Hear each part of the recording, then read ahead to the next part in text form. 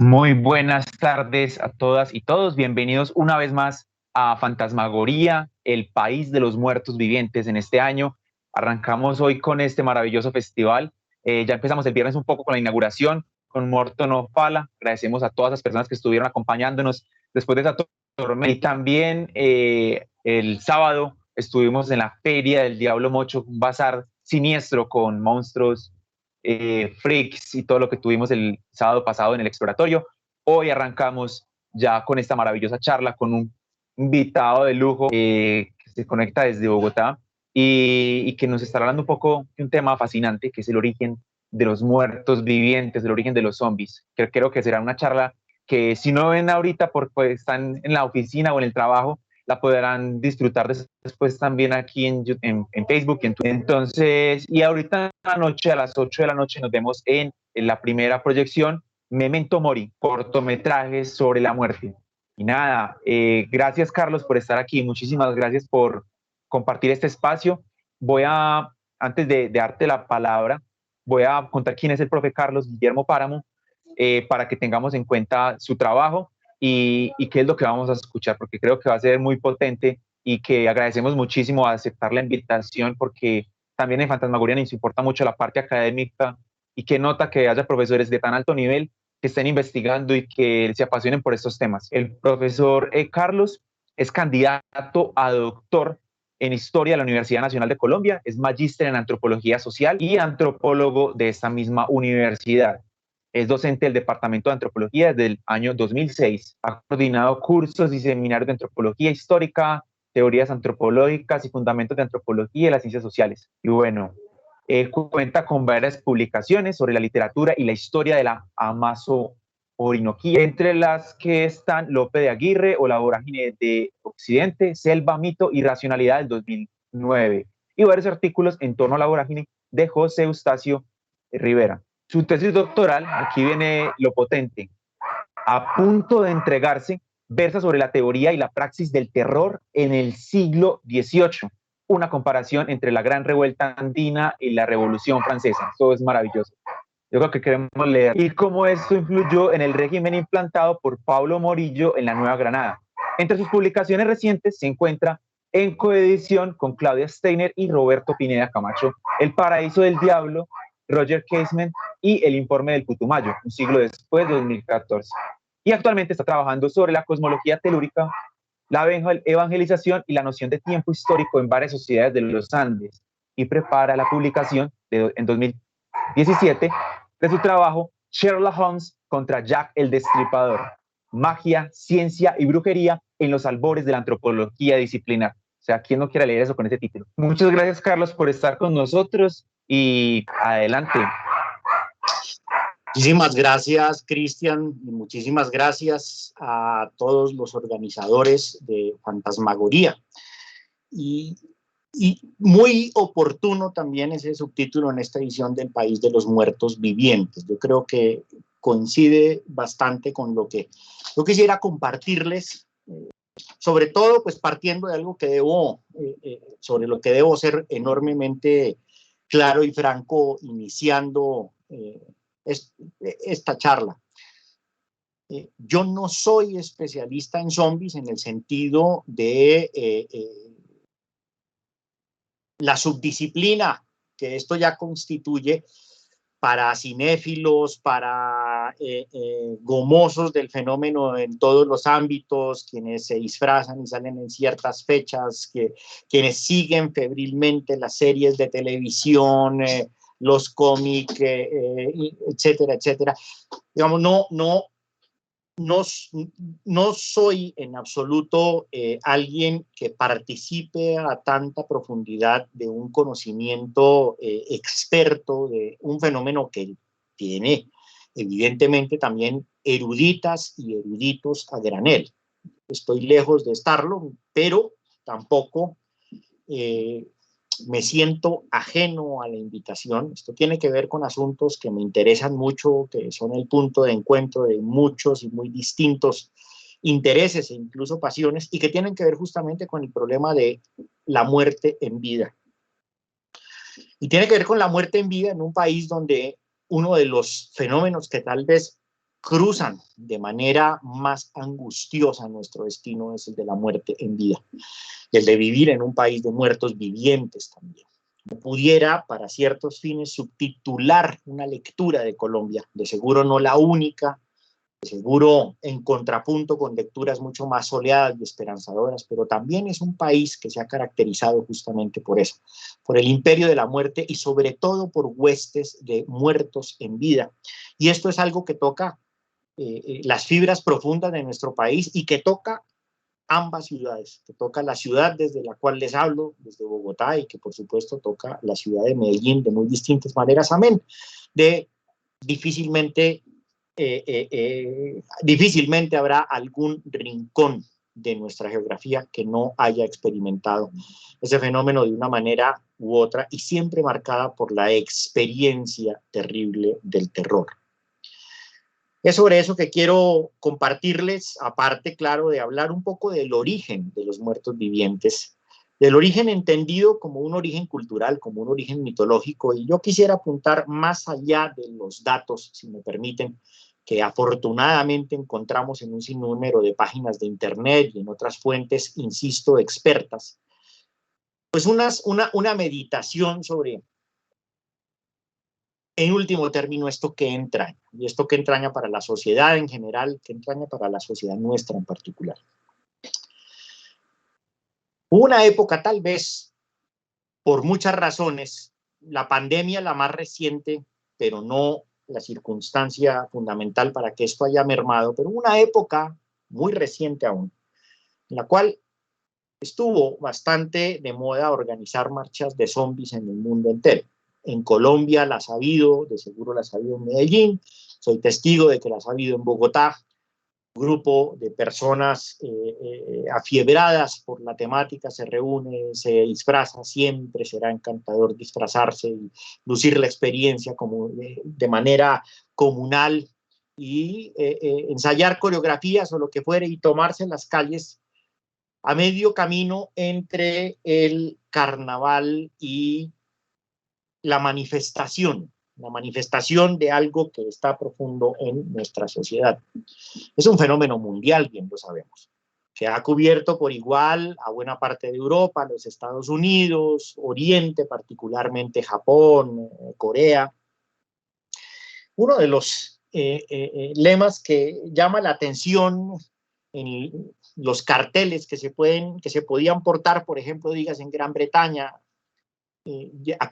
recuerdo haberlo visto en la televisión en algún momento, volví a encontrarlo hace poco retomando materiales para esto que les voy a compartir en internet y se encuentra en muchos lugares. Es un cartel que dice zombie is cool, o zombie es cool, o zombie es chévere, etc. Y eso da cuenta bastante de una domesticación del fenómeno, de una apropiación del mismo, que resalta sus elementos más románticos, emocionantes, paradójicamente vitales. Vuelvo y digo, la vida colectiva es una suerte de curiosa y grotesca utopía que está en el ámbito del disfraz, que está en el ámbito de poner en un tanto en aislamiento las emociones primarias de la gente viva y vivir una suerte de mancomunión de la gente muerta, pero también en un propósito colectivo. Yo quisiera arrancar diciendo lo siguiente, y lo digo de una manera profundamente respetuosa del fenómeno, pero esto lo único que indica es justamente cuán difícil nos resulta, a fin de cuentas, apropiarnos del fenómeno de los zombies en lo macabro que entraña. Cuando un grupo de personas se reúne, se disfraza y sale por la calle a hacer calculados desmanes, y a veces ni siquiera eso, sino simplemente a marchar y pasar un rato chévere parchando, por decirlo así, disfrazadas y disfrazados de zombie, verdaderamente esto no puede ser otra cosa sino una gran celebración de la vida. Como ocurre en las fiestas de muertos, que más que celebraciones de la muerte son celebraciones de la vida en su relación con la muerte, porque sabe que honrando la muerte se mantiene la vida y la vida es próspera y la vida es fértil. y la vida es abundante. ¿Qué hay detrás de esa fascinación por los zombies? Y quiero insistir mucho en el peso de la palabra fascinación. Fascinación viene del latín fascinus, que a pesar de que la etimología es un tanto extraña, connota claramente una situación de brujería y tanto más una situación de control de alguien. Es absolutamente elocuente que los zombies nos fascinen, y los zombies está para fascinarnos en la medida en que verdaderamente corresponde al mismo fenómeno, a un fenómeno probablemente brujesco y a un fenómeno que se fundamenta en lo esencial de la brujería, que es el tener control sobre la voluntad ajena, el doblegar la voluntad de alguien y secarle, matarle en vida. Una persona embrujada es una persona muerta en vida, de alguna manera, o a veces físicamente, de hecho. Nos embruja todavía, pero nos embruja amablemente cuando salimos en esta serie de festividades. Y lo entendemos además en correspondencia con una idea de los zombies que está bastante arraigado en nuestro imaginario colectivo.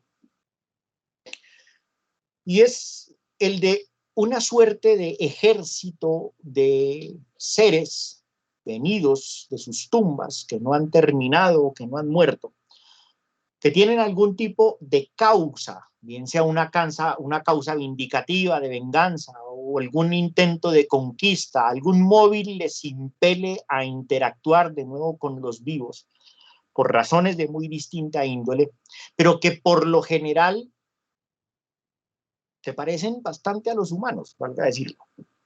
Se organizan, se comunican entre sí, a veces inclusive pueden constituir familias, relaciones amorosas, etc.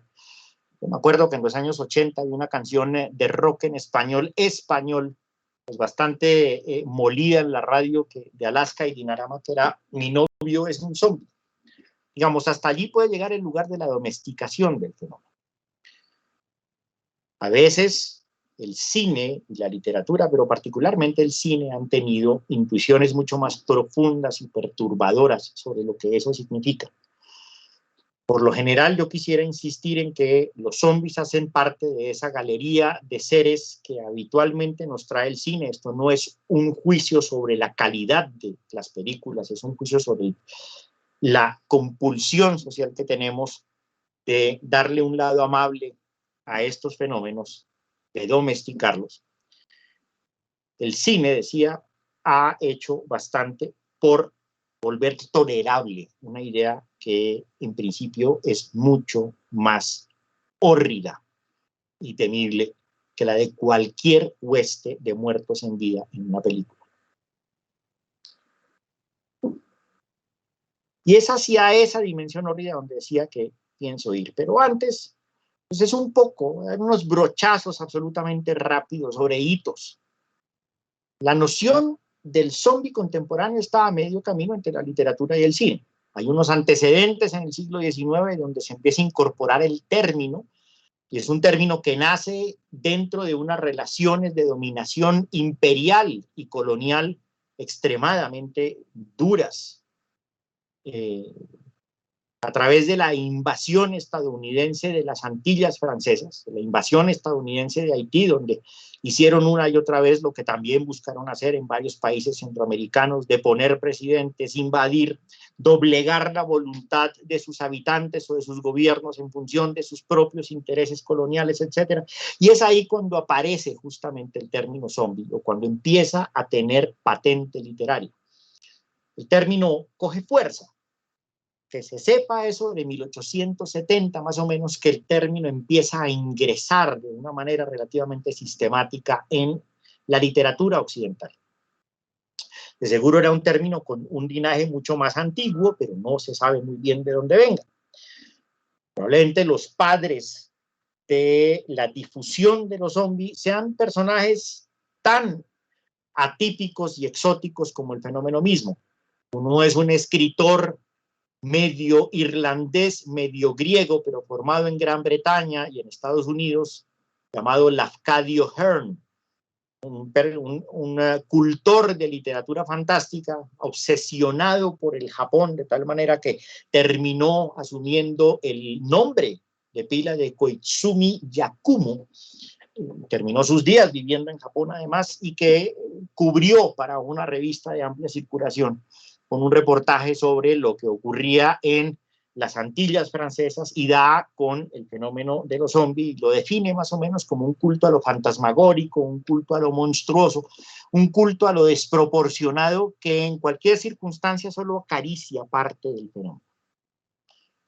El otro también es un personaje aventurero, diletante, poeta, fotógrafo, artista plástico, llamado William Seabrook, que en 1929 produce un texto llamado The Magic Island, la isla mágica, donde también a través de su viaje bastante característico y bastante idiosincrásico por las Antillas, vuelve a encontrarse con el fenómeno y da cuenta ya un tanto más de en qué consiste la noción antillana de los zombies.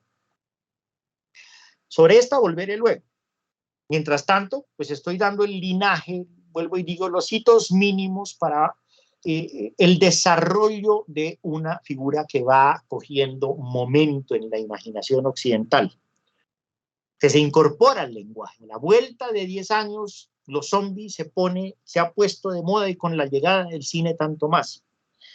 Y a esto se suma el triunfo de otro muerto viviente que solo ocasionalmente ha sido identificado con los zombies, que es Drácula, y al cual se suma también a través del cine, en una suerte de casi indivorciable dupla, a pesar de que históricamente, literariamente, haya una relación solo tangencial, Frankenstein. Se trata de dos tipos de muertos vivientes distintos.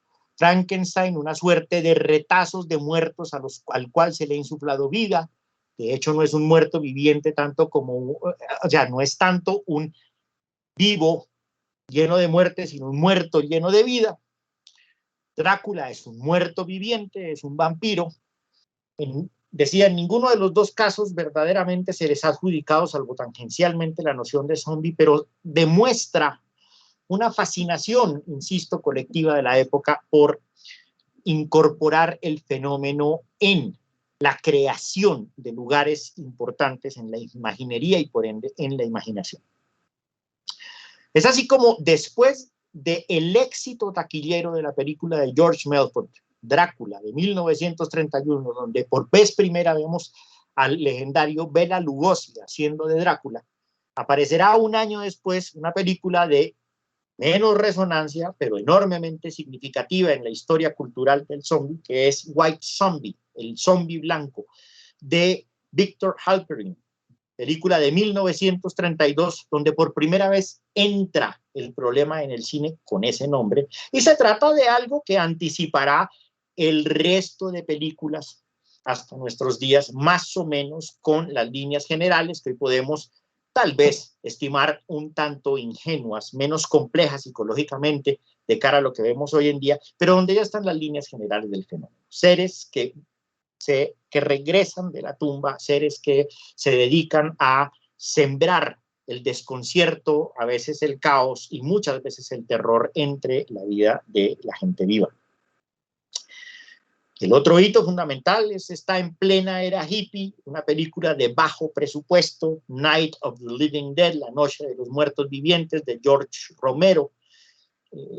Buena parte de la imaginación popular siempre se ha hecho en cine de bajo presupuesto. Esto es algo interesante.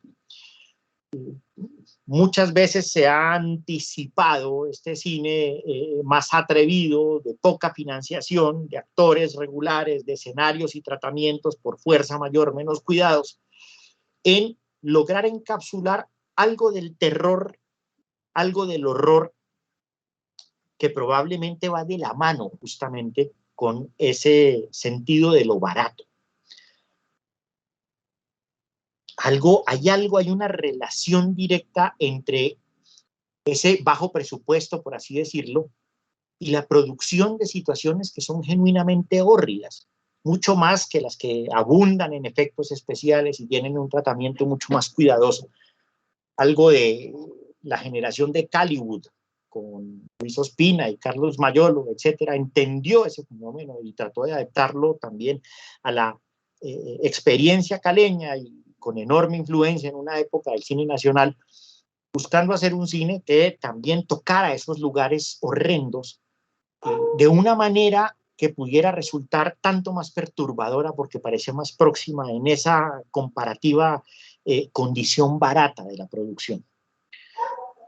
No sé, hay algo en lo imperfecto que suscita perturbación. Yo no sé si Medellín sigue siendo tan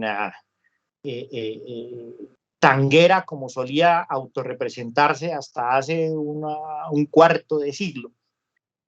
Hace mucho que no tengo se lo comentaba a Cristian antes de que arrancáramos, hace rato que no tengo la experiencia directa de Medellín. Pero pues quiero traer a colación el fenómeno del tango porque de alguna manera tiene que ver con eso. El fonógrafo es un aparato fantasmagórico como el que más, y es un aparato de nigromancia. Siempre solemos perder de vista que buena parte de lo que escuchamos cotidianamente como una experiencia incuestionada, incuestionable, es la voz de la gente muerta. Es muy desconcertante la idea de que caigamos en cuenta de lo que significa estar escuchando a una persona muerta, de que nos conmueva, de que nos lleve a las lágrimas, de que nos lleve a la euforia. ¿Qué nombre no pudiéramos colocar aquí de personas inclusive recientemente fallecidas cuya voz todavía escuchamos y que obran cosas en nosotras y en nosotros? Pero particularmente en géneros como el tango y Gérase, pudiera ser otros, hay algo más que lo hace particularmente relevante y perturbador y fantasmagórico, y es el scratch. Esta idea del disco viejo, del disco que es explícito en mostrar su longevidad, en mostrar su antigüedad, hace que todavía esa presencia fantasmal nos resulte más evocadora. El tango como género, y esto puede ser un acerto enormemente polémico, pero el tango como género perdió muchísimo desde que perdió el scratch, desde que el tango ya no solo hablaba del pasado, sino sonaba pasado. Y cuando el tango es demasiado limpio, pierde bastante de esa suerte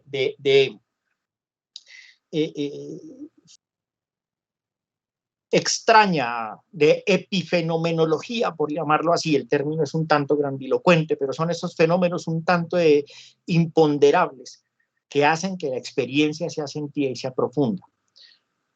Escuchar un tango con scratch de alguna manera es como ver una película de bajo presupuesto.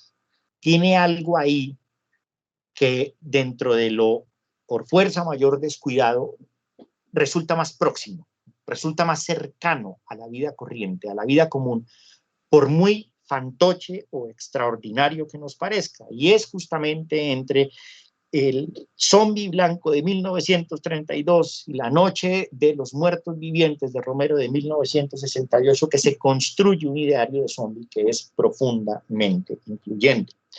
De ahí a The Walking Dead, a Resident Evil, al video de Thriller de Michael Jackson, a películas mucho más elaboradas, desde el cine ya coreano, el cine japonés, Tren a Busan, por ejemplo, o series como Kingdom en Netflix, termina viendo pues una sobreelaboración, una suerte de barroquización del fenómeno, que muestra, insisto, su vigencia, pero que tiende a quitarle justamente el elemento más perturbador, lo emplaza dentro de cierto preciosismo que no siempre le luce bien. Igual está en la literatura. La Noche de los Muertos Vivientes de John Russo, La Ciudad de los Muertos de Brian King. En fin, hay toda una línea enormemente nutrida de éxitos editoriales, buenos, malos o regulares en torno a los zombies. Pero el fenómeno en cuestión, insisto, alude hacia otro lugar, apunta en una dirección que va mucho más allá del fenómeno como tal. tal y como lo conocemos, que probablemente pudiera entenderse bajo la americación del término con Z-O-M-B-I-E-S, donde lo americaniza y lo vuelve un producto de consumo masivo. Un producto emocionante de consumo masivo, un producto interesante de consumo masivo, pero que, insisto, todo el tiempo está apuntando a domesticar. El fenómeno en cuestión como tal es probablemente tan antiguo como la humanidad. Y cuando uno dice humanidad es tanto como decir la humanidad en sociedad. La humanidad como especie resulta muy poco relevante para estos fenómenos. Acá no hay una interpretación biológica, sino una interpretación social del fenómeno. Esa interpretación es la que dice que la humanidad adquiere esa connotación en la medida en que es capaz de producir símbolos, de producir significados, significantes, de producir comunicación, en último término, de producir cultura. Y desde que existe la cultura, desde que existen consensos sobre cómo hacer las cosas, sobre cómo pensarlas, sobre cómo sentirlas, existe de seguro una profunda conciencia de que las dos fuerzas fundamentales que ocurren en el mundo y que se disputan el mundo son la vida y la muerte. Vamos, es una oposición absolutamente fundamental, pero no necesariamente es una oposición categórica. No es que en un lado está la vida, en otro lado está la muerte, y nunca se tocan, sino todo lo contrario. Son peligrosamente contaminantes. Son fuerzas. Y si son fuerzas, tienen un carácter sustancial, pero sobre todo están en capacidad de transformar las cosas. Una fuerza es algo que transforma el estado de las cosas. Al contaminarse, la muerte transforma las cosas de la vida y las contamina y las vuelve cosas de la muerte. Al contaminar la vida, las cosas de la muerte las transforma en cosas de vida. Muchas veces hay que morir para vivir, muchas veces hay que vivir para morir. Pero si hay claridad sobre esa fuerza, y esa fuerza es en últimas lo que pudiéramos llamar ni más ni menos que lo sagrado. Lo sagrado es donde están las fuerzas transformadoras del mundo, las fuerzas frente a las cuales cualquier ser vivo es infinitamente pequeño y vulnerable. Todavía en nuestra época seguimos sintiendo asombro y nos sacude la idea de una enorme tormenta, de truenos, de esas fuerzas naturales incontenibles.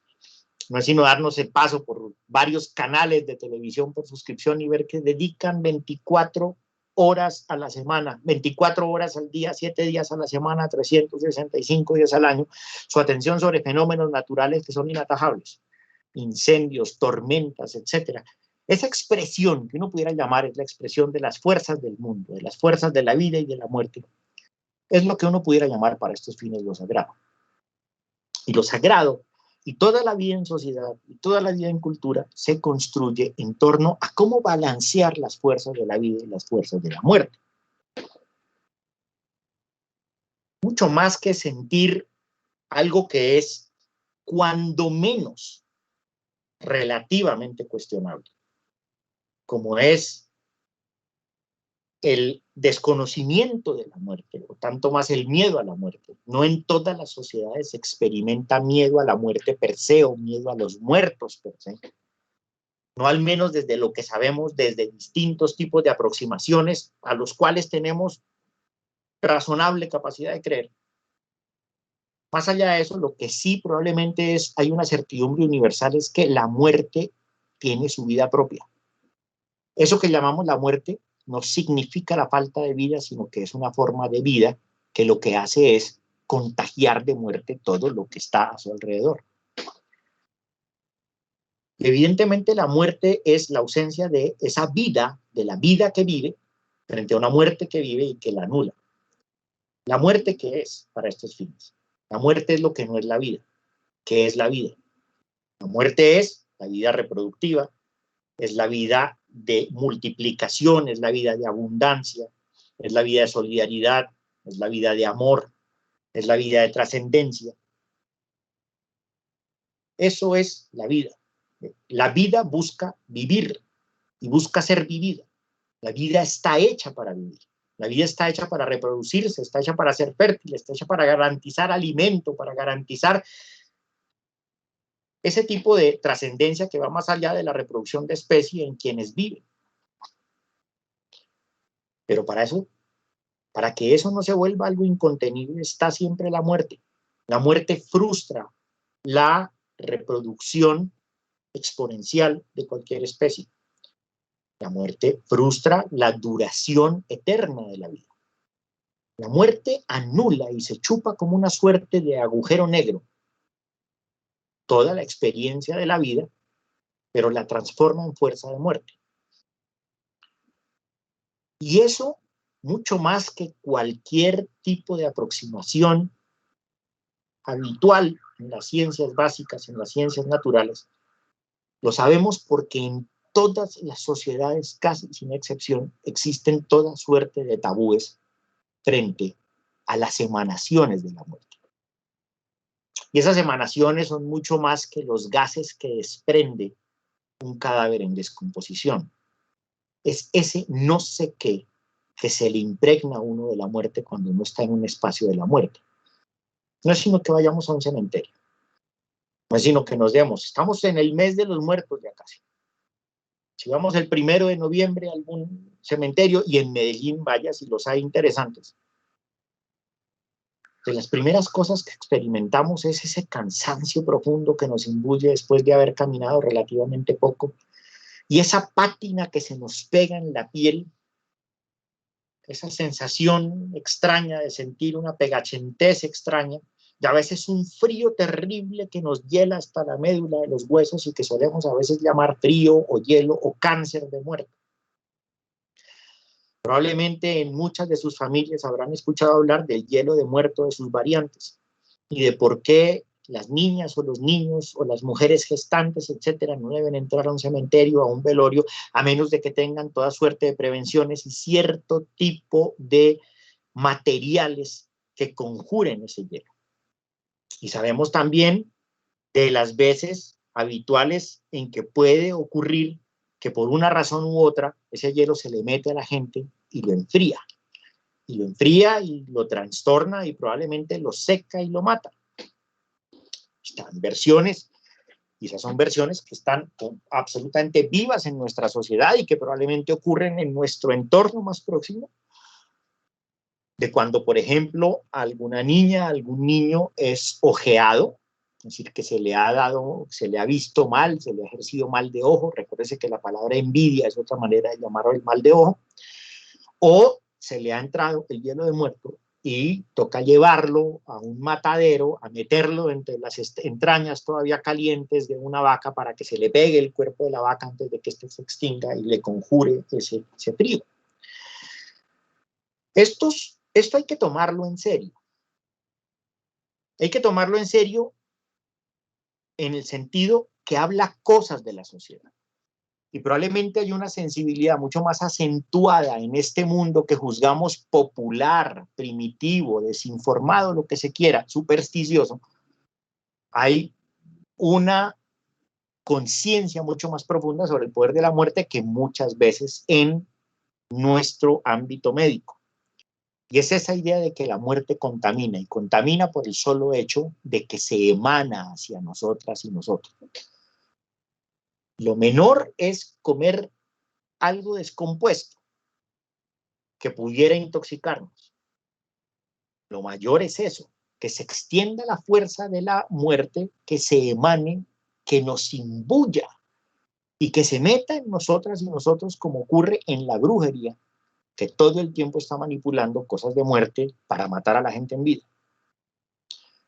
Eso que se llama hacer un trabajo que de manera elocuente es muy semejante a como se dice el trabajo sicarial o el trabajo, y no estoy hablando solo de Medellín, estoy hablando de una forma de decirlo que ocurre tanto en el sicariato napolitano, siciliano, etcétera, como, y de muy larga data, esa idea de hacerle un trabajo a alguien, hacerle una vuelta a alguien. Eso no es solo un localismo. Es muy semejante eso de hacerle un trabajo a alguien a cómo en brujería se dice hacerle un trabajo. Un trabajo es obrar, es sembrarle algo. Hacerle una siembra también se dice que por lo general es sembrar algo que genera esa fuerza de muerte en una persona. Lo que ocurre fundamentalmente cuando a alguien le hacen brujería es que lo secan. Una seca es un sinónimo de esas fuerzas de muerte. Es como si fuera una sequía colectiva, y es que todo aquello que es vital se empieza a chupar, se empieza a descomponer, empieza a dejar de funcionar. ¿Cuáles son los síntomas de la persona embrujada en estos sistemas que a veces se llaman populares? Una persona embrujada es una persona que adquiere enfermedades incurables que lo van paralizando, que lo van disminuyendo, la plata le huye, todas sus relaciones sociales se rompen, habitualmente si es hombre experimenta impotencia sexual, por lo general adquiere enfermedades tipo cáncer, en la medida en que son incurables y que van carcomiendo todo el cuerpo. Esa idea que la plata le huye es muy diciente. Es decir, las fuerzas que están en el mundo para multiplicar, para vivir, le huyen, le huye todo aquello que hace propicio existir en el ámbito de la vida. Le están matando, le están sembrando la muerte en vida. Y por lo general se hace en los cementerios, o se hace con tierra de cementerios, o se hace con partes de muerto que transmiten esos poderes, que transmiten esas emanaciones en la gente. Pero no es solo eso. Yo había mencionado a Lafcadio Hearn, este curioso personaje que luego asumió un nombre japonés y que fue de los primeros en traer a colación la idea de los zombies en la literatura occidental, hacia 1887.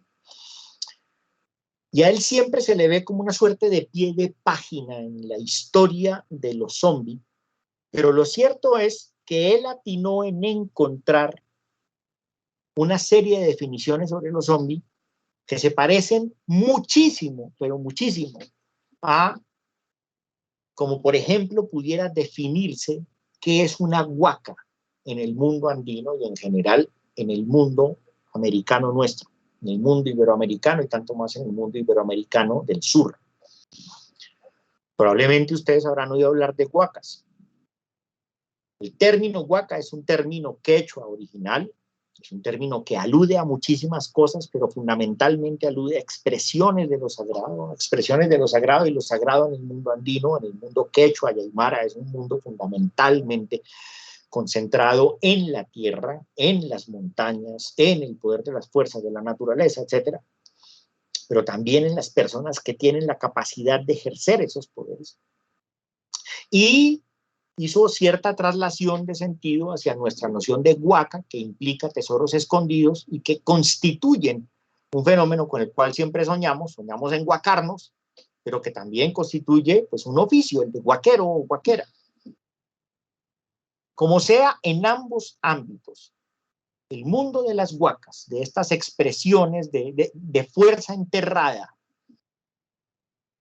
bien sea porque son muertos, bien sea porque es una riqueza escondida que al ser profanada castiga, implica que en el mundo de la huaquería exista toda suerte de rituales para conjurar algo que siempre se prevé que va a suceder cuando hay genuina huaquería. Y es que cuando se destapa una tumba, por muy antigua que sea, van a salir de allí unas emanaciones mortíferas. Por eso a las tumbas hay que asperjarlas con aguardiente, por eso hay que orinarlas, por eso hay que hacer esto o aquello, aparte de no desearlas, porque todo el arte, la huaquería está en hacer que la huaca no se sienta deseada, porque inmediatamente se siente deseada, sale volando y no es para uno. Al contrario, que uno logre seducir a la huaca para que la huaca lo busque a uno. Pero el punto es que cuando se destapa, sale una emanación. Y uno lo escucha todo a lo largo y ancho de este país. Lo escucha en el Quindío, lo escucha en el sur andino, lo escucha en la Guajira, donde quiera que se dice que hay huacas.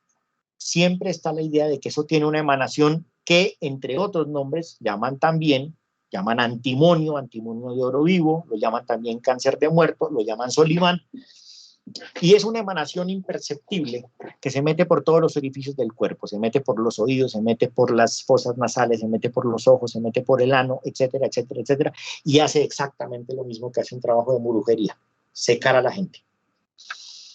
Es una admonición además sobre la ambición y sobre la tacañería. La persona que se enguaca, si quiere mantenerse medianamente a flote, tiene que compartir aquello que el fruto de la guaca, so pena de que se consuma en vida. El que guarda manjares, guarda pesares. El que come solo, muere solo. Todas estas son admoniciones populares sobre el hecho de conjurar la tacañería frente a la generosidad colectiva. Y esa generosidad es lo que uno pudiera llamar también la fuerza de la vida. Hacia allí es hacia donde pienso yo. Esa división continua entre la vida y la muerte hace que la vida sea absolutamente consciente del poder contaminante de la muerte que seca y mata la vida y la posee, que rompe con las cosas de la vida, que vuelve la vida inviable. Uno pudiera aventurar que eso que llamamos la cultura y la vida en sociedad, etcétera, hizo del culto a los muertos un lugar fundamental para poder existir en sociedad. Que eso que llamamos la lógica del sacrificio también viene de ahí. ¿Qué es un sacrificio? Un sacrificio fundamentalmente es entregar vida para que haya más vida. Los sacrificios siempre son de seres o de objetos que son particularmente perfectos. La lógica del sacrificio implica que nunca se va a sacrificar un cordero o una mujer o un niño o lo que se quiera que sean imperfectos. Tienen que ser seres excepcionales. A veces son excepcionales por lo monstruoso y en muchas sociedades los gemelos, por ejemplo, son sacrificados. Pero son seres excepcionales y por lo general son el sumum de la perfección posible de su especie. Y se sacrifica uno para que viva la sociedad en su conjunto. Continuamente al mundo de la muerte se le está entregando vida, pero es una vida que está tramitada para que sea una la que se entrega en pos de el bienestar colectivo. Hay algunas teorías que interpretan, a mi juicio, de una manera absolutamente equivocada, por ejemplo, la realización de una masacre como un acto sacrificial. La diferencia entre una masacre y un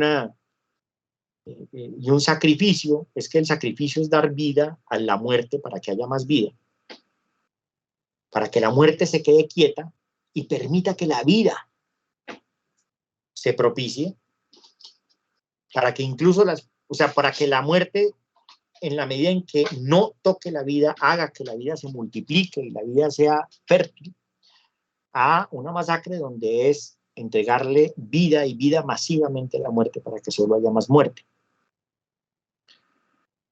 Pero por las circunstancias que sean, cuando se deja de atender a los muertos,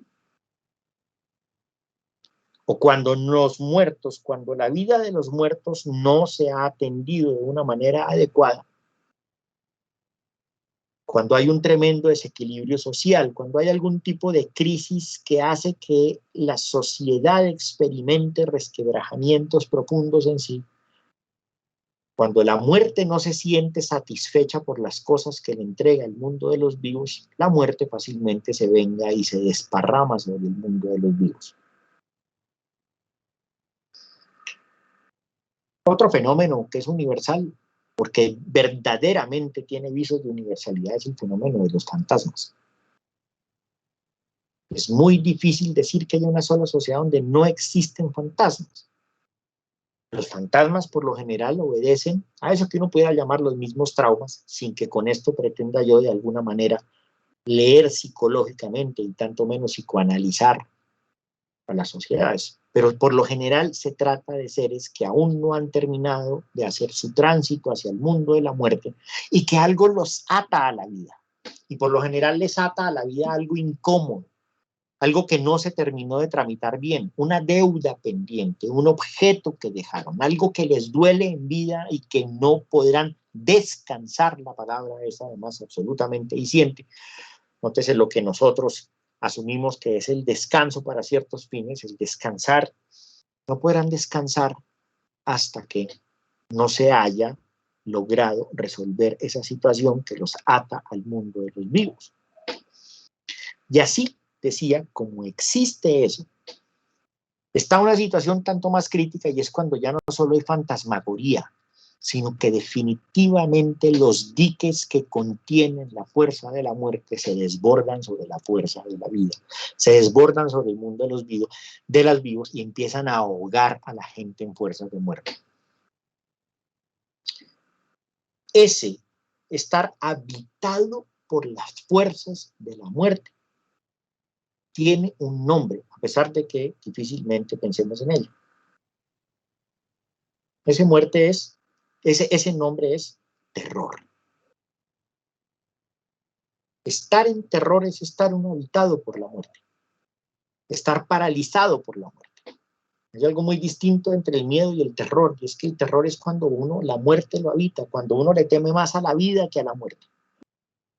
Cuando la muerte paraliza, cuando la muerte seca, cuando la muerte acaba con cualquier posibilidad, de nuevo, de vida en comunidad, de vida fértil, de vida que vale la pena ser vivida.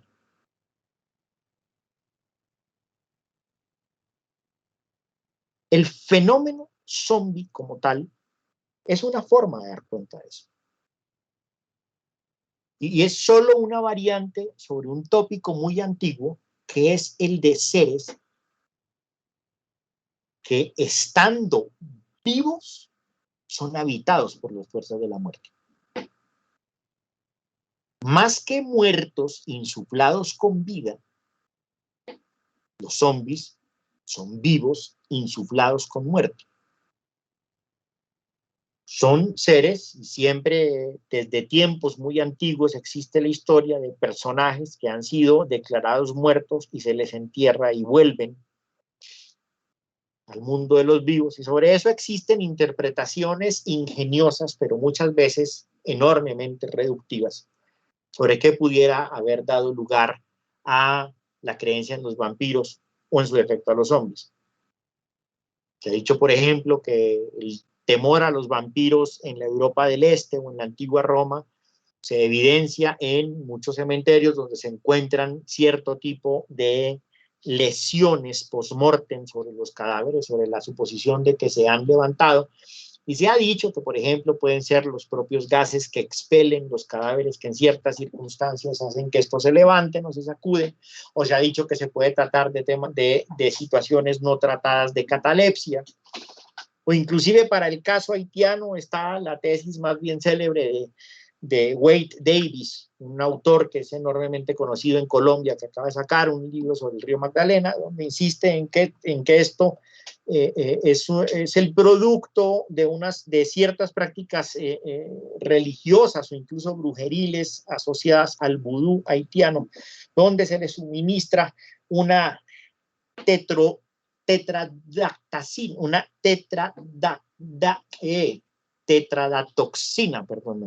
tetradatoxina muy fuerte, que es similar al veneno característico del pez globo, que se consume con mucho cuidado en Japón, que es una suerte de veneno a un paso de ser aniquilador, muy parecido para esos fines al curare, por ejemplo, en el cual son expertos ciertos grupos amazónicos en su confección a partir del veneno secretado particularmente por ciertos batracios.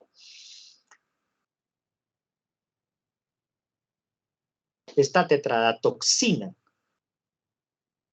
lo que hace es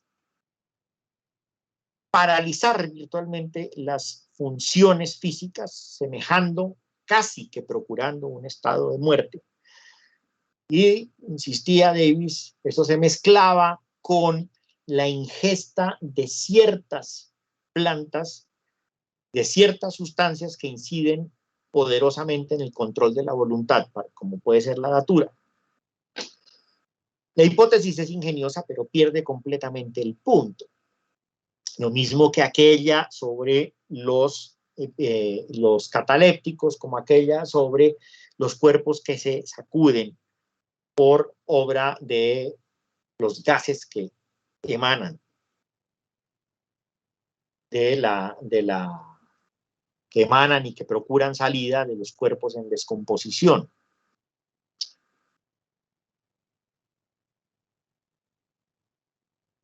Esto bien puede ser. No se trata de negar la circunstancial ocurrencia de estos fenómenos. Pero a lo que alude la noción pavorosa de muertos en vida es algo mucho más profundo. Es de nuevo el problema de la muerte habitando el mundo de los vivos. Y de una muerte que ha buscado contagiar a los vivos, de tal manera que los hace parecer muertos, pero que sobre todo hace que, renunciando a cualquier conciencia o voluntad sobre sus sombras, sobre sus cabezas, renuncian a la posibilidad de vivir en sociedad y buscan contagiar la muerte. Son seres que contagian la muerte y que buscan es justamente a través de la violencia o a veces del mero contacto transmitirle la muerte a los vivos y acabar así con el mundo de la vida. Contaminarles con ese hielo, contaminarles con esa emanación que empieza a pudrirlos. No es muy clara la etimología de la palabra sombra. Hay distintas tesis. Una dice que viene de Nzumbi, que significaría cadáver en la lengua Tzogo del Gabón.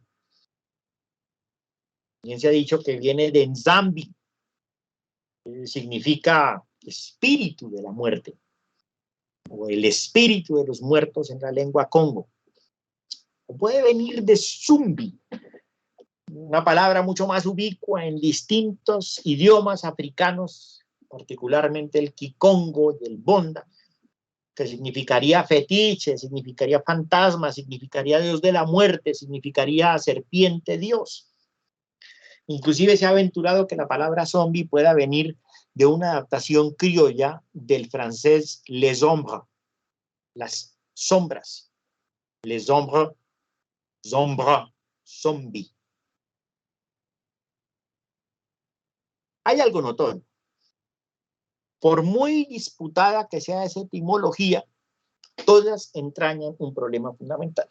Y de nuevo es ese problema de la presencia contaminante de la muerte. El cadáver, el espíritu de la muerte, el fantasma, lo sagrado, o la sombra que es esa prolongación de nuestra vida y que en muchos sistemas se supone que solo producen los seres vivos. Uno de los atributos geniales que le adjudicó Bram Stoker a Drácula era justamente el hecho del vampiro que carece de sombra, porque está muerto.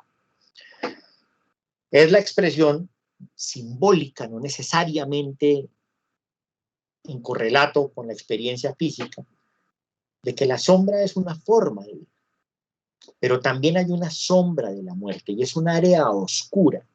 En muchos sistemas brujeriles se opera sobre la sombra para producir efectos maléficos sobre la persona. Se trabaja sobre la sombra para incidir justamente en aquello de lo cual es emanación. El área de sombra es un área de umbral y allí justamente es donde está todo lo zombie. Hay un problema clasificatorio, está vivo y es muerto y está vivo. Como había anticipado, hay unas circunstancias históricas que hacen particularmente relevante la situación. Dentro de una historia tremendamente atribulada que comienza por la aniquilación de la población aborigen nativa y por la traída de miles de personas del África subsahariana, secuestrada, vapuleada, reducida y esclavizada a trabajar en las plantaciones de América, en este caso particular en las plantaciones de las Antillas francesas.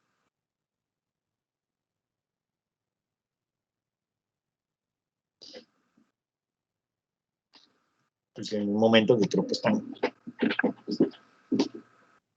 no sé, que estaban golpeando. En las Antillas francesas, decía.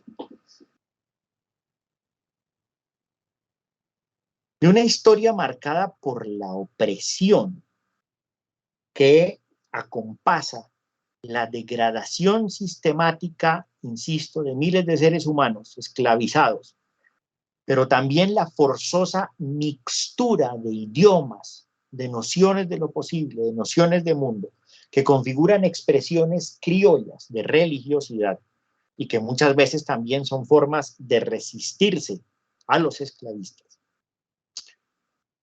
Se produce una situación social histórica que hace de, por ejemplo, Haití o Martinica o Guadalupe, pero también pudiera tener equivalentes en muchos otros lugares de la América continental o caribeña, eventuales polvorines, particularmente en Haití, con el empuje de una recepción equívoca de las pretensiones de los revolucionarios franceses, que en su momento decretan que todos los hombres son iguales, sin advertir que sus esclavos y quienes financian en una buena medida a Francia con sus ingentes ganancias azucareras, son también humanos.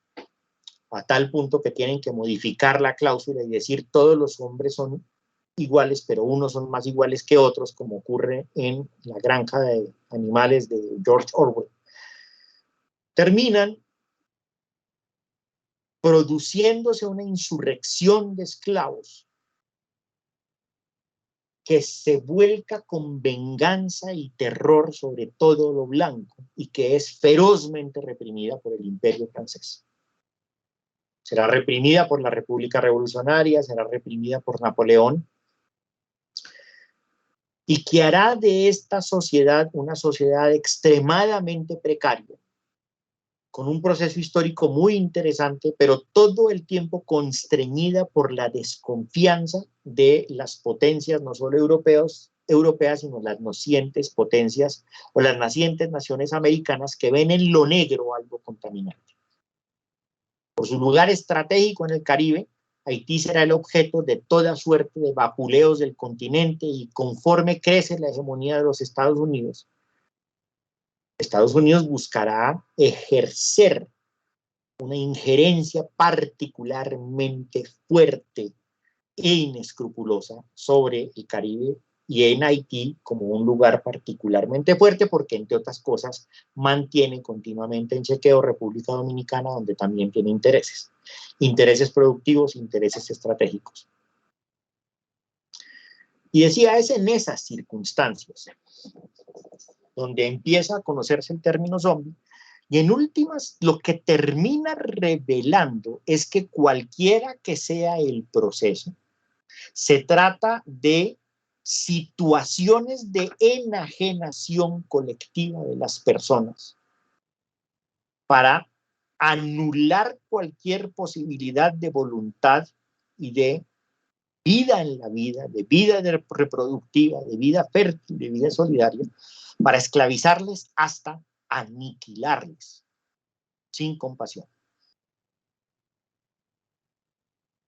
Aquello que originalmente podía ser un fantasma, aquello que originalmente podía ser algo monstruoso, etcétera, se convierte justamente en eso, en seres habitados por la muerte que tienen su cuerpo y solamente su cuerpo para producir hasta que la muerte termina consumiéndolos, mediante el uso instrumental e interesado también de sistemas coercitivos como el de la religión. La verdad mucho pudiera hacerse sensacional al respecto si eso no fuera en primer lugar el espíritu per se del capitalismo.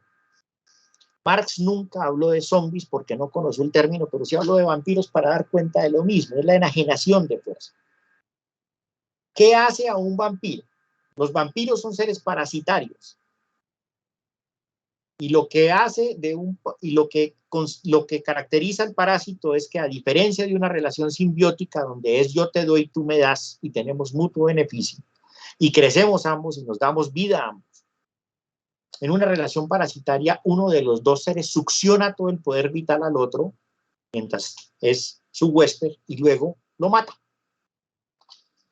Los vampiros son seres parasitarios porque requieren de la sangre ajena sin devolverles nada a cambio, salvo la posibilidad, si se quiere, de convertirles en otros vampiros. Y eso tiene muchas variantes en muchas sociedades. En los casos de zombificación ocurre lo mismo. Se trata de la exacción de la fuerza de la gente, de buscar chuparle toda la fuerza vital para que produzca para alguien más que se hace rico en el ínterin, disponiendo de los cuerpos. Eso verdaderamente ya está claro desde la formalización del marxismo a mitad del siglo XIX, pero es que va con justamente la lógica del capitalismo. Y con esto quiero decirlo claramente, el capitalismo es vampírico, el capitalismo es productor de zombies o no es capitalismo. ¿Hasta dónde es capaz de comprarnos el alma, de socavar nuestra alma y mantenernos productivamente como cuerpos que hacen cosas, que producen cosas, hipotecando la vida misma y todas las posibilidades que trae la vida? Esto pudiera sonar hippie, pudiera sonar comunista, lo que ustedes quieran, pero es en últimas la lógica que hace que exista un ejército innumerable de obreros, hombres y mujeres, esperando llenar las plazas de aquellos que han caído, se han retirado, para seguir siendo misericordiamente explotados, dejando su vida ahí, para que otras personas se enriquezcan. Pero eso tiene otras dimensiones, además. Dentro de ese mismo espíritu está toda la lógica de la enajenación colonial. Algo muy semejante a lo que estaba ocurriendo con eso que se vino a llamar los zombies y que despertó de una manera metamorfizada la imaginación del mundo entero. Vino a ocurrir en el Putumayo, o amén de muchísimos otros rincones coloniales del mundo entero. En nuestro Putumayo, cientos, que no miles de indígenas fueron obligados a trabajar hasta el último suspiro, a cambio virtualmente de nada, salvo fuete, salvo mutilaciones, salvo toda suerte de torturas. La idea era mantenerlos trabajando hasta que su alma simplemente les abandonara en su último aliento.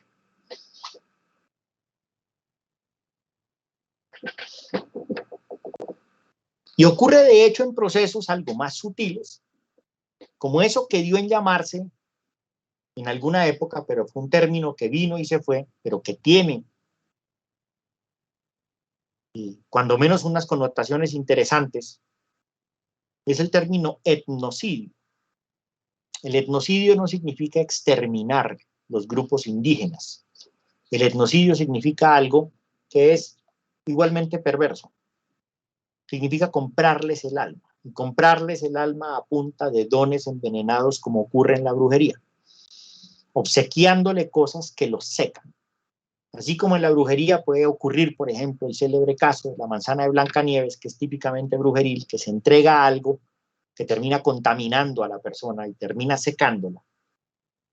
¿No? Como ocurre en la brujería, es que todo el tiempo pues alguien recibe o tiene en su entorno un objeto que no sabe de dónde viene y que está ejerciendo ese componente de muerte, ejerciendo esa fuerza de muerte en la vida de uno.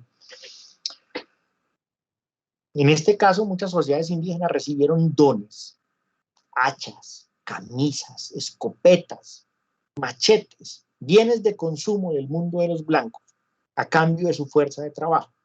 Y esos bienes de consumo lo que hicieron fue ser la punta de lanza de su sujeción, de su esclavización, o como en el Putumayo, o cuando menos de que terminaran avergonzándose profundamente de ser indígenas. La acción de los misioneros, la acción del Estado colombiano en muchas ocasiones, así fuera de una manera no necesariamente calculada, implicaba que ser indígena se convirtiera en algo vergonzoso, como ser negro. Era quitarles todo lo que era propio de su vida, de su alma, por así llamarlo, de su cultura, y mantener los cuerpos, que inevitablemente eran cuerpos de indígenas, cuerpos de negros, mientras que tenían que asumir una identidad de segunda y ya vencida, que sustituyera el alma indígena a la cual habían renunciado. Por etnocidio se entiende mantener el alma, mantener el cuerpo, perdón, habiendo socavado el alma, habiéndose quedado con el alma, lo cual es otra forma de muerte en vida. Yo no sé cómo sea esto en Medellín, pero sospecho que debe ser muy semejante a Bogotá. En estos momentos, en el Parque Nacional de Bogotá, bajo este invierno inclemente, se encuentran decenas de carpas que hospedan indígenas fundamentalmente de la etnia embera, que están esperando alguna solución eterna. Los embera llegan todos los días a Bogotá desplazados de su área por guerrilla, paramilitares, ejército, gobierno, empresas auríferas, empresas madereras, etcétera, etcétera, etcétera. A veces todos amalgamados en últimas en un solo frente que busca exterminarles o cuando menos desplazarles. Llegan a Bogotá. Y yo no sé si ustedes se han encontrado hombres y mujeres en Vera mendigando en las calles o vendiendo sus artesanías, a veces con unos recursos extremadamente precarios, pero buscando vender su fuerza de trabajo, o cuando menos mendigando, pero sobre todo con algo que es característico de ellas y de ellos y de mucha de nuestra población desplazada. No de toda, pero de mucha. Y es que uno no les ve ya luz en los ojos. ¿Qué hay en los ojos? ¿Por qué decimos que los ojos son las ventanas del alma?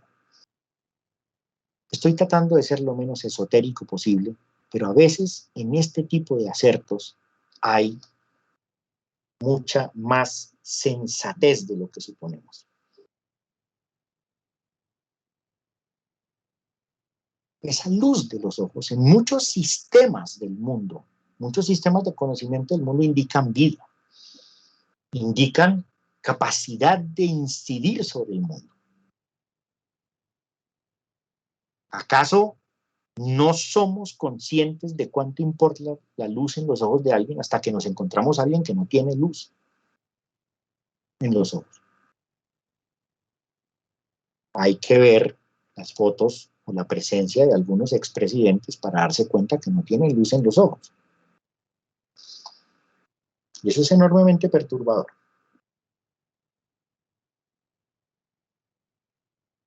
¿Qué significa no tener luz en los ojos? ¿Acaso, puede que no siempre, pero acaso tienda a significar haber capitulado ante la muerte, haber capitulado ante el terror? Los ojos de una persona aterrorizada son ojos sin luz.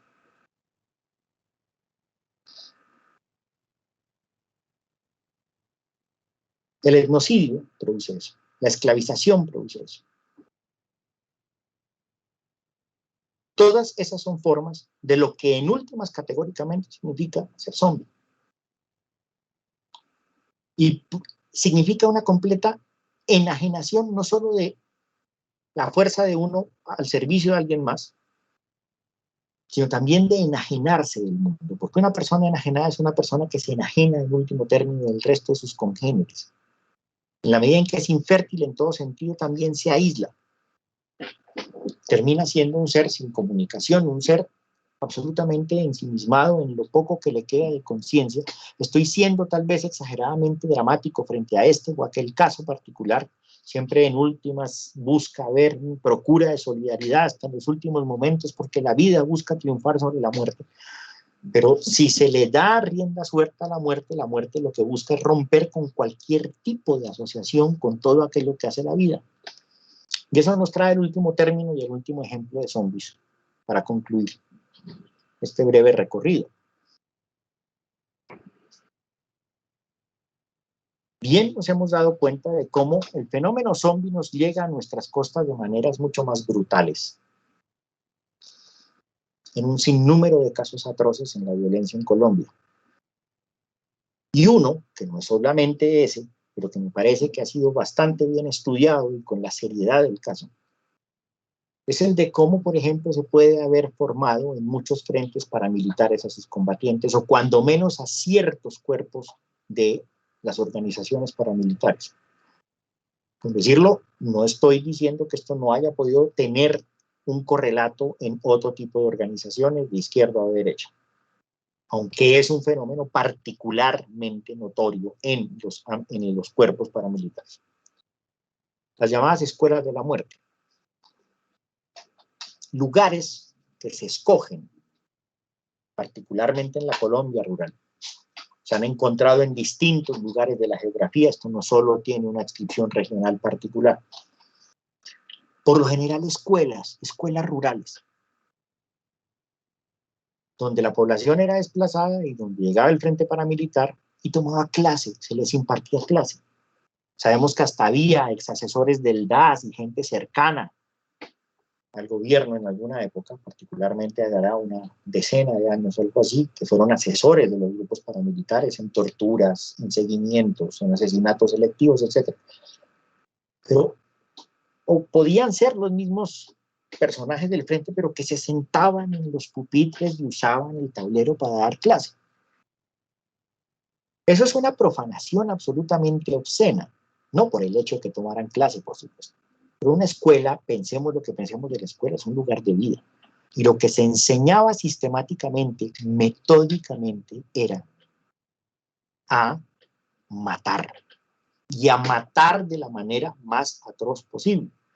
Y se han hecho excavaciones forenses y se han levantado copiosos testimonios que demuestran sin lugar a dudas cómo en estos ámbitos se colgaban personas para ser destazadas mientras estaban vivas, cómo se enseñaba a procurar el mayor dolor posible, y cómo en últimas lo que eso buscaba no era tanto ensañarse sobre la víctima como procurar una transformación fundamental en el victimario. Las escuelas de la muerte existían para insensibilizar a los combatientes, para convertirles genuinamente en máquinas de muerte. Ustedes recordarán cuáles son las máquinas de muerte que, por ejemplo, puede haber mencionado nuestro corriente ministro de Defensa. Niños de 10, de 12 años. O sea, no puede haber una mención más obscena y grotesca frente a las genuinas máquinas de muerte que vengan de donde vengan. Son todo menos eso. Son personas que se formaron justamente para entregarse a la muerte.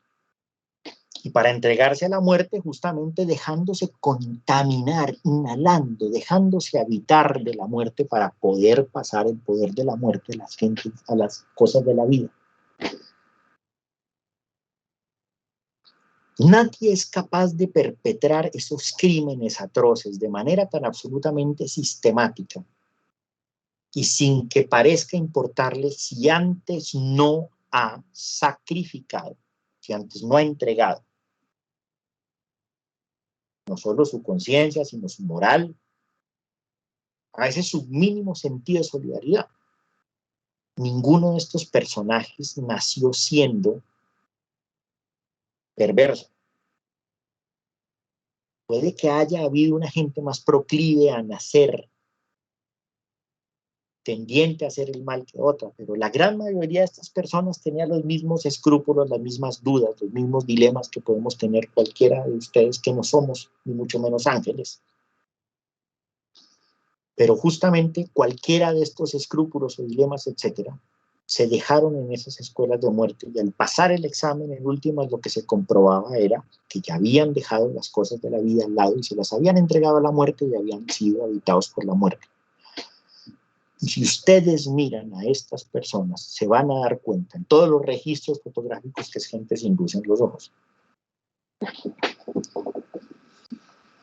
Paradójicamente, buena parte de ellos son estupendos testigos. En todo el sistema de justicia transicional, buena parte de los más avesados asesinos de los paramilitares son estupendos testigos, y esto habla a millones. Son muy buenos testigos porque tienen muy buena memoria, y tienen muy buena memoria porque no tienen trauma. Porque justamente aquello que les hubiera producido una experiencia traumática, que generara amnesia, generara confusión, generara olvido, claudicaron a ella cuando pasaron por las escuelas de la muerte. Lo mismo, bien sabemos, ocurrió durante un periodo particularmente turbulento en nuestra historia con las escuelas sicariales. Ese renunciar a las cosas de la vida y dejarse habitar de la muerte para producir muerte, para contaminar de muerte, para emanar muerte. Que implica el renunciar a cualquier tipo verdaderamente trascendental de solidaridad, que implica el renunciar justamente a las cosas de la vida, que implica renunciar a la historia. Los zombies no tienen historia. O sea, el zombie original es un ser que no tiene una historia que contar porque justamente renunció a la memoria y renunció a hacer ese tipo de asociaciones colectivas porque no vive en colectividad. Ustedes han visto que ahora los zombies son seres, vuelvo y digo, mucho más proclives a tener sentimientos, asociarse, etc. Y eso lo único que significa, quiero recapitular sobre este argumento inicial, es que nos resulta tremendamente perturbador asumir el fenómeno zombie en su faceta más contundente y cruda. Las películas de zombies están henchidas de seres que mal que bien pueden ser malos, pero son seres que todavía se asemejan muchísimo a nosotras y a nosotros en nuestras decisiones morales, en nuestra vida colectiva.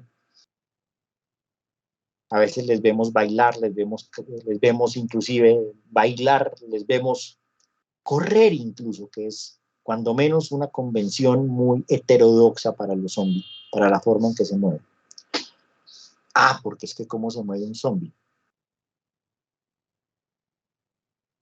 Este es el último tipo de posesión mortífera de la cual quiero hablar para cerrar.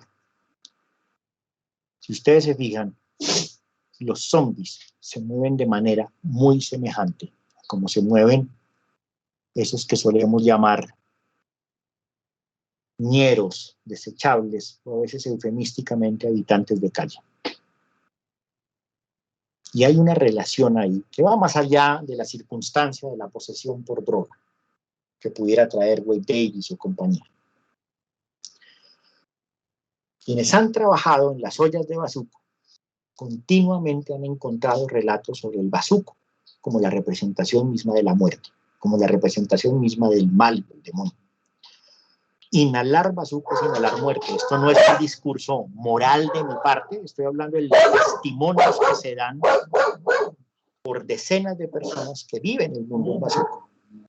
Estar poseídos por la muerte. O sea, tener la ingesta del bazuco es tener el beso de la muerte, y es algo que excita, es algo que inclusive puede tener unas dimensiones casi orgásmicas, muchas veces se describe, pero esencialmente es empezar a probar la muerte, y quien se consume en el bazuco está consumido en muerte, y es un muerto viviente y camina muy semejante a un zombie, porque en última instancia los zombies es lo que retrata todas esas dimensiones de la sociedad, particularmente acentradas por el mundo del capitalismo, que implican toda esa enajenación posible de las relaciones con la vida, de las relaciones de la vida en sociedad, la vida fructífera, la vida fértil, la vida colectiva, la vida de goce, la vida que paradójicamente ocurre cuando la gente sale disfrazada de zombie a tomarse la calle y a pasar un buen rato. Muchísimas gracias.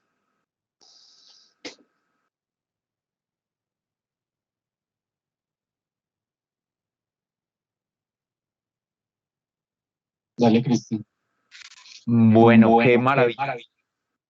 Yo estoy aquí impresionado con lo que hemos escuchado. O sea, estoy tratando de leer los comentarios que están de las personas y asimilar toda la información que nos has dado, Carlos, porque sí ha sido muy potente. Creo que esto hay que verla con calma, tomar apuntes, porque creo que nos llevas a una reflexión muy profunda del género zombie y de qué es un zombie y es de muchas miradas, porque tocaste pues, hasta esa mirada vampírica, esa mirada del fantasma y qué son los miedos que nos asustan. Bueno, creo que ha sido un recorrido maravilloso. Voy a leer un poquito algunos comentarios que tenemos aquí de las personas para que vamos también, si los quiere responder o para ir cerrando. Eh, Fraternar saludo, fantasmagóricos. Bueno, por acá, qué buena lectura de los orígenes de esta hermosa locura. También nos dicen por acá, desde la proposición del profesor Carlos, un zombie es un vivo insuflado con muerte. Se puede empezar a comprender más ampliamente la carga metafórica en tantos ámbitos humanos y sociales de nuestro mundo. Muchas gracias, Fantasmagoria, por este invitado. Poderosas reflexiones del profesor, excelente charla. Y también aquí están tratando los videojuegos han llevado a los zombies a ser carne de cañón para que puedan matar sin sentir nada. Desechables, exactamente. Y creo que también eso lo estabas planteando. A mí me llamó mucho la atención porque bien lo sabes también que en Fantasmagoría nos importa mucho lo político y todo, y siempre el terror ha estado relacionado con los movimientos políticos del mundo. Y lo que mencionas me dejó ya voy a poner también, porque no lo había pensado, las miradas de seres, de esos sujetos, presidentes, mandatarios, las miradas del indigente, pues del habitante de calle. Esto me genera un montón de cosas por cuestionarme, porque sí, pues sí, y la mirada del zombie es muy vidriosa. Y en un libro, creo que de pronto ya lo conoces, de Mariana Enríquez, que escribió Nuestra parte de noche, ella habla de la mirada de Omaira muriendo en Armero. Y me acordé cuando estabas justamente hablando también de la mirada, que es esa mirada del planeta entero viendo un muerto viviente, que es ella, porque ya nadie la puede sacar de ahí. Y me recordé esa mirada negra cuando se va oscureciendo esos ojos por el agua y por la putrefacción. Entonces, nos dejas mucha información. No sé si quieras como complementar con esto que dijeron de esa frase, que creo que es muy potente y que carga muchos elementos. Un zombie es un vivo insuflado con muerte. No, yo solamente, ya te voy a salir corriendo, Cristian, pero pues quisiera remarcar sobre esa idea. Y muchas gracias por llamarme a recapitularla. Vamos, piénsese en el mito de creación cristiano, que no tiene por qué ser el único, pero es el que tenemos a mano y el que tal vez reconocemos más rápidamente. Se sopla la vida, se insufla, se pasa. La vida es el aliento, por lo general suponemos que es muestra de vida. Hablamos del último aliento, hablamos de estar alentado porque se tiene aliento. Vamos, hay algo ahí que es profundo, pero llega un momento en el que perversamente eso se convierte en el aliento de muerte. Y entonces es cuando la muerte también respira su hálito y nos llena, y en vez de traernos vida, nos trae muerte. Y eso es lo que ocurre en muchas de estas circunstancias. También, pues esto que se trajo a colación de los videojuegos me parece muy interesante porque es la idea de ser desechable, efectivamente. Esa idea del desechable va muy de la mano con los zombies. Y gracias por traerlo a colación. Debo retirarme, les agradezco muchísimo por esta invitación y pues bueno, cualquier cosa por acá, por este lado, por el correo les puedo atender con muchísimo gusto. Muchísimas gracias, profesor Carlos, por esta charla tan maravillosa. Nos seguimos viendo, ojalá, en futuras ocasiones. Y un abrazo gigante desde Medellín, un abrazo fantasmagórico y que viva el género y el terror también. Un abrazo. Un Nos abrazo vemos y muchas gracias. a todos, que estén muy bien.